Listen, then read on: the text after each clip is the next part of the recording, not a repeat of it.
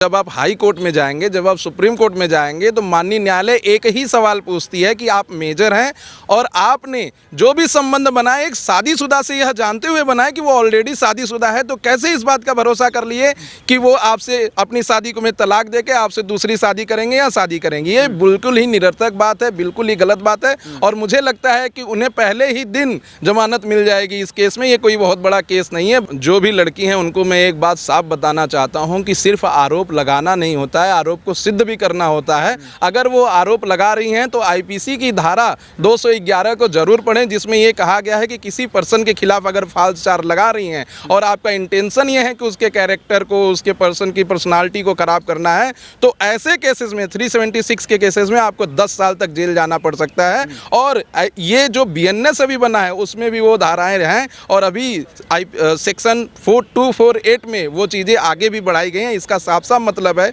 कि आप अपने फायदे के लिए किसी को गलती से भी गलत आरोप लगाकर एफआईआर दर्ज नहीं करा सकते। अगर सामने वाले ने कोई एक्शन ले लिया तो आपको भी जेल जाना पड़ सकता है और आप 10 साल तक चक्की पीसते रह जाएंगे। उत्तर कुमार को 14 दिन की न्यायिक हिरासत में डाफना जेल भेज दिया गया। इस वक्त हमारे साथ बातचीत करने के लिए सुप्रीम कोर्ट के वकील विशाल सिंह है। बातचीत करेंगे पूरे केस को कैसे देख रहे हैं, क्योंकि हरियाणवी एक्टर ने यौन शोषण का आरोप उन पे लगाया है, SC/ST एक्ट का मुकदमा उन पे लगाया है, क्योंकि एक्टर का कहना है कि मुझे जाति सूचक शब्द बोले गए।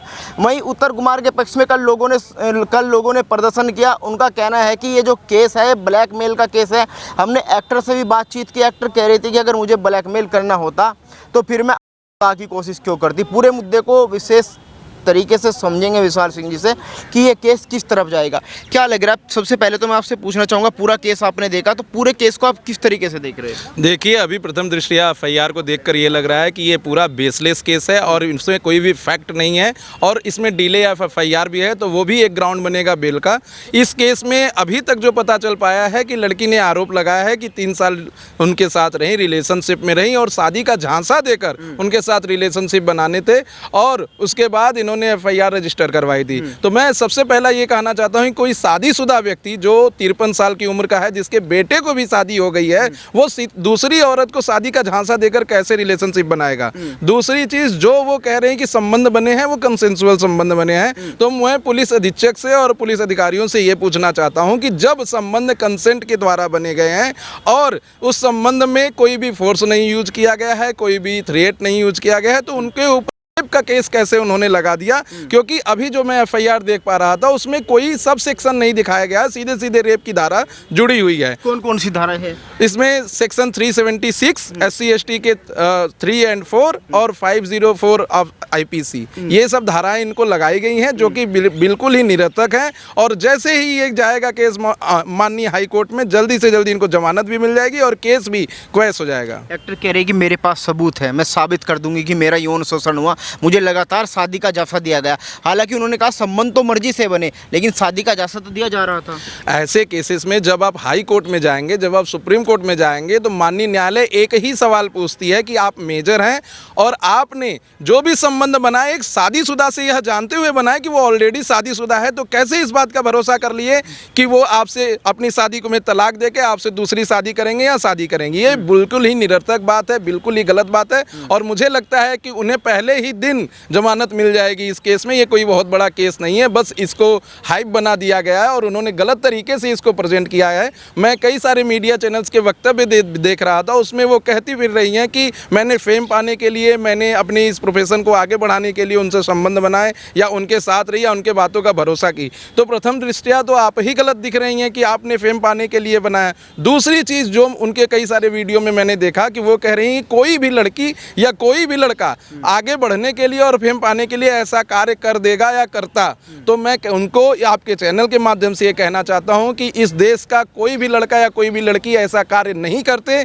आगे बढ़ने के लिए, फेम पाने के लिए अपनी अस्मिता को नहीं खोते। और ये देश ऐसा नहीं है कि आप पूरे देश की ठेकेदार बन गई हैं, पूरे लड़कियों की ठेकेदार बन गई हैं कि सबको कह रही हैं कि कोई भी आगे बढ़ने के लिए ऐसा करता। ये बहुत ही गलत है। यानी आपने कहा कि जो यौन शोषण का आरोप लगा है वो पहली इसमें खारिज हो जाएगा मामला। जी, जिस हिसाब से उन्होंने बेसलेस फैक्ट को दिए हैं, एफआईआर में दिया है, उस हिसाब से पहले ही दिन खारिज हो जाएगा, क्योंकि जो एससी एसटी के भी सेक्शन लगे हैं उसमें माननीय उच्चतम न्यायालय ने बिल्कुल साफ कह दिया है कि अगर दो कमरे के बीच, अगर दो व्यक्तियों के बीच कोई बात हुई है तो उसमें एससी एसटी एक्ट नहीं लगेगा जब तक कि तीसरा कोई व्यक्ति उसमें नहीं सुनता है। दूसरी चीज़ जो इस केस में है वो बहुत ही देखने वाली चीज़ है कि ये कह रही हैं कि इनको ज़बरदस्ती शराब पिलाया गया, ज़बरदस्ती इनके दुपट्टे हटाए गए। जब आप इंडस्ट्री में जा रही हैं तो इंडस्ट्री में जो डायरेक्टर होता है, जैसे डायरेक्ट कराएगा फिल्म, आपको करना है तो करिए, नहीं तो पहले ही दिन क्विट कर दीजिए, कह दीजिए कि मैं इस प्रोफेशन के लिए सही नहीं हूँ या मैं ये सब नहीं कर सकती हूँ। कई सारी एक्टर और एक्ट्रेस हैं जो अभी भी अपने सम्मान को बचाए हुए हैं और ऐसे केसेस नहीं करते हैं। साउथ की एक एक्ट्रेस है साई पल्लवी, वो ऐसा नहीं करती, वो ऐसे सीन्स को नहीं करती। कई सारी एक्ट्रेस हैं जो किस सीन को मना कर देती हैं, तो आप भी मना कर दी होती, उसी समय क्यों नहीं मना किया आपने? आज जब क्या लग रहा है, क्या ब्लैकमेलिंग का केस लग रहा है? क्योंकि कल उत्तर का परिवार वहाँ पे कह रहा था कि ये ब्लैकमेलिंग का केस है। कोई कह रहा है कि 50 लाख की डिमांड हुई, कोई कह रहा है कि 1 करोड़ की डिमांड हुई, कोई वहाँ पे कह रहा था कि 3 करोड़ की डिमांड वो लड़की कर रही है। देखिए, जो भी लड़की हैं उनको मैं एक बात साफ बताना चाहता हूं कि सिर्फ आरोप लगाना नहीं होता है, आरोप को सिद्ध भी करना होता है। अगर वो आरोप लगा रही हैं तो आईपीसी की धारा 211 को जरूर पढ़ें, जिसमें ये कहा गया है कि किसी पर्सन के खिलाफ अगर फाल्स चार्ज लगा रही हैं और आपका इंटेंशन ये है कि उसके कैरेक्टर को, उसके पर्सन की पर्सनालिटी को खराब करना है, तो ऐसे केसेस में 376 के केसेस में आपको 10 साल तक जेल जाना पड़ सकता है। और ये जो बीएनएस अभी बना है उसमें भी वो धाराएं हैं और अभी सेक्शन 4248 में वो चीज़ें आगे भी बढ़ाई गई हैं। इसका साफ साफ मतलब है कि आप अपने फ़ायदे के लिए किसी को गलती से भी गलत आरोप लगाकर एफआईआर दर्ज नहीं करा सकते। अगर सामने वाले ने कोई एक्शन ले लिया तो आपको भी जेल जाना पड़ सकता है और आप 10 साल तक चक्की पीसती रह जाएंगे। यानी आपके कहने का मतलब है कि अगर वो एक्टर कोर्ट में आरोप सिद्ध नहीं कर पाती है तो कानूनी सजा से उनको भी गुजरना पड़ेगा? जी, मेरे कहने का साफ साफ यही मतलब है। अगर वो प्रूव नहीं कर पाएंगी और एक्टर जो इनके ऊपर अभी एलिगेशन लगे हुए हैं, जो अभी इस केस में एक्यूज्ड हैं, उन्होंने कोई कानूनी कार्रवाई कर दी, कोई एक्शन ले लिया और अपने वकील के माध्यम से आईपीसी के सेक्शन 211 में इनके खिलाफ कोई एप्लीकेशन डलवा दिया, तो इनको भी सेम कॉन्सिक्वेंसेस से गुजरना होगा, जेल भी जाना पड़ेगा, जुडिशियल कस्टडी भी होगी और फिर जमानत लेंगी, फिर ट्रायल इनको प्रूव करना पड़ेगा कि इनके खिलाफ ऐसा केस किया गया है, तो वो भी जेल जा सकती हैं या भारत का कोई भी अन्य व्यक्ति जेल जा सकता है जो किसी के ऊपर फाल्स एलिगेशन लगाएगा या फाल्स चार्जेस लगाएगा। लेकिन सर एक सवाल इस केस में ये भी उठा कि जैसे 2 महीने के बाद लगभग वो एफआईआर हुई, उसका एक्टर का कहना है कि मैं 2 महीने तक इधर उधर घूमते रही, मेरी एफआईआर नहीं हुई, उसके बाद जांच भी हुई, उसके बाद ये केस ट्रांसफ़र दोबारा किया गया, जिसके बाद ये गिरफ्तारी हुई। सवाल ये भी बनता है कि पहले अगर जहाँ तक मुझे पता है अगर ऐसे आरोप लगते हैं तो पहले गिरफ्तारी होती है फिर जाँच होती है। देखिए, इसमें अब कानून बहुत ही साफ हो चुका है। जब भी 2 मेजर जिनकी उम्र 18 साल से ऊपर है वो आपस में कंसेंट देने के बाद कोई संबंध बनाते हैं तो उसमें तुरंत गिरफ्तारी नहीं होती। पहले दोनों के स्टेटमेंट रिकॉर्ड किए जाते हैं और स्टेटमेंट रिकॉर्ड करने के बाद अगर कोई चीज़ ऐसी पाई जाती है कि इसके साथ फोर्सफुल एक्टिविटी की गई है या बिना कंसेंट के रिलेशनशिप बनाया गया है या ऐसा कोई झांसा दिया गया है जिससे लड़की सोची कि अरे ये तो शादीशुदा नहीं है या शादी, ये एक्टर जो हैं पब्लिक फेस हैं और पूरा सबको पता था कि इनकी शादी हो गई है, इनके बच्चे भी थे, तो ये लड़की ये कह ही नहीं सकती कि हमको ये नहीं पता था कि इनकी शादी नहीं हुई है और इनके शादी के झांसे में मैं आ गई। नहीं, वो तो कह रही कि शादी की तो मुझको पता था लेकिन उन्होंने कहा था कि मैं हाँ, तो कानून इसमें बहुत ही क्लियर है। अगर आप किसी शादीशुदा मर्द से संबंध बनाती हैं ये कह के कि आगे चल के वो मुझसे अपने डाइवोर्स को देके शादी करेगा तो इसमें कोई नहीं है, ये इनका पिटीशन जल्दी ही क्वैश हो जाएगा और माननीय हाई कोर्ट इसे जल्द से जल्द रद्द कर देगा। क्या लगता है गिरफ्तारी दबाव में हुई क्योंकि जब एक्टर की कार्रवाई नहीं हो रही थी तो वो लखनऊ गई होगी जी के वहाँ पे, उसके बाद उसने वहाँ पे का प्रयास किया जिसके जहाँ तक दूसरे या तीसरे दिन बाद गिरफ्तारी। देखिए, जैसा कि मैं एफआईआर से पढ़ के प्राप्त कर पा रहा था कि इन्होंने जो एलिगेशन लगाया है वो ये कहा है कि 2020 से 2023 के बीच इनके साथ ऐसे संबंध बनाए गए।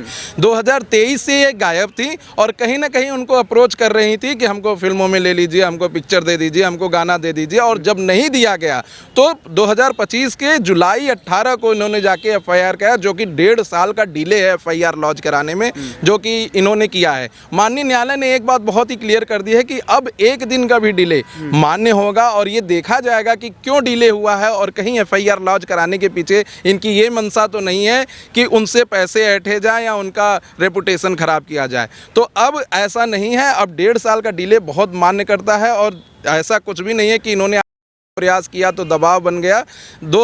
18 जुलाई 2025 को ये केस रद्द हुआ था। पुलिस ने पूरी कार्रवाई करने के बाद, स्टेटमेंट रिकॉर्ड करने के बाद ही गिरफ्तारी की गई है। लेकिन ये मैटर कुछ मीडिया के बंधु लोगों ने हाईलाइट कर दिया था, जो कि सही भी है, क्योंकि मीडिया के लोग हमेशा यह सोचते हैं कि लड़की बोल रही है तो सही बोल रही होगी, लेकिन कभी कभी पता चलता है कि ये एलिगेशन पूरे फॉल्स थे और ये सिर्फ पिक्चरों में काम पाने के लिए या पैसा ऐंठने के लिए ऐसे एलिगेशन लगे हैं। तो मैं ये कहना चाहता हूँ कि सभी लड़कियों के खिलाफ ये बहुत बुरा असर डालता है, उनकी मानसिक स्थिति पे बहुत बुरा असर डालता है, क्योंकि जब आप देखते हैं कि एलिगेशन कोई फाल्स लगाता है और उसके अगेंस्ट जजमेंट जाता है तो पेपरों में भी बहुत हाईलाइट करके छापा जाता है। और जब किसी लड़की के साथ जो कि सचमुच विक्टिम है ऐसा होता है तो उसको डर लग जाता है कि मैं भी केसेस लेके आगे जाऊंगी, कहीं हार न जाऊं, कहीं मेरे साथ भी गलत ना हो जाए, कहीं समाज के लोग, दुनिया के लोग मुझे भी न थूके, इसलिए वो लड़की आगे नहीं बढ़ती है। और आज भारत में कई सारे ऐसे केस हैं जो पुलिस थाने तक नहीं पहुंच पाते इसी वजह से। तो ऐसा इनको बिल्कुल नहीं करना चाहिए कि फाल्स एलिगेशन लगाना चाहिए या जो कुछ भी है वो ऐसा करना चाहिए जिससे पूरी महिला समाज के ऊपर एक धब्बा बनी है। लेकिन सर उस एक्टर का कहना है कि अगर मुझे पैसा ही लेने होता तो मेरे पास सेटलमेंट के लिए फ़ोन आया था, 20 से 25 लाख का ऊपर मुझे दिया गया, लेकिन मुझे पैसा नहीं चाहिए था, मुझे इंसाफ चाहिए था। देखिए, उनको यह बात शायद नहीं पता है कि उनका मीडिया में भी दिया गया हर बात कहीं ना कहीं सामने वाले के वकील कोर्ट में प्रस्तुत करेंगे। और अगर वो कह रही हैं कि 25 लाख या 50 लाख का सेटलमेंट का केस आया था तो हो सकता है कि सामने वाले के वकील कोर्ट में जाके एक प्रिजर्व करने के लिए, डॉक्यूमेंट प्रिजर्व करने के लिए एविडेंस लगा दे कि इसको हमें चाहिए। और जब ऐसा नहीं प्रूव कर पाएंगे कि ऐसा फ़ोन आया था तो उनका केस और भी कमज़ोर बन जाएगा। तो प्रूव कर पाती है, चैट दिखा पाती है, अगर प्रूव करेंगी, चैट दिखाएंगी तो उस व्यक्ति से भी पूछा जाएगा, उसका क्रॉस एग्जामिनेशन हो जाए, एग्जामिनेशन इन चीफ होगा, उसको पूरा तथ्य करने के बाद तब होगा। लेकिन अगर नहीं होता है तो इनका केस बहुत कमज़ोर बन जाएगा और उसी समय रद्द हो जाएगा। क्या लग रहा है बेल के लिए अभी अर्जी लगेगी 14 दिन के अंदर, आपको लग रहा है बेल मिल पाएगी? देखिए, माननीय उच्चतम न्यायालय ने बहुत बार कह चुका है कि bail is a rule and jail is an exception. और इस केस में बहुत सारे ऐसे रिपोर्टेबल जजमेंट ऑलरेडी हैं माननीय उच्चतम न्यायालय के द्वारा, जिसमें उच्च न्यायालय इलाहाबाद हाई कोर्ट को कोई दिक्कत नहीं होगी बेल देने में, और मुझे लगता है कि पहले ही दिन बेल दे देंगे। तो चलिए, धन्यवाद वकील साहब बातचीत करने के लिए। तो ये थे हमारे साथ विशाल सिंह जी, जिन्होंने उत्तर कुमार के पूरे केस में हमें समझाया। आप इस खबर को लेके क्या सोचते हैं, आप भी कमेंट बॉक्स में ज़रूर बताएं।